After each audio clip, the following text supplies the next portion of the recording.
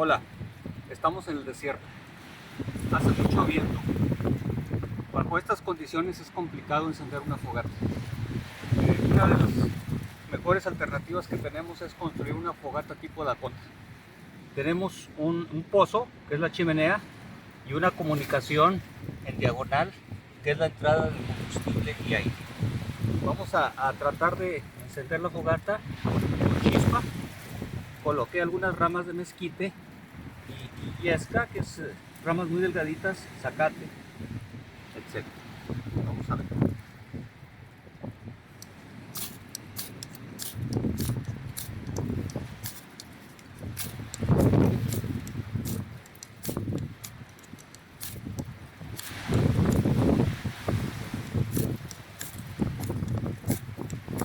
A veces hay que hacer varios intentos, pero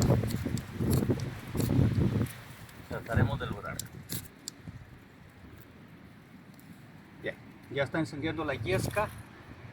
Agrego ramas delgadas de mezquite y ya tenemos iniciada una fogata tipo Dakota.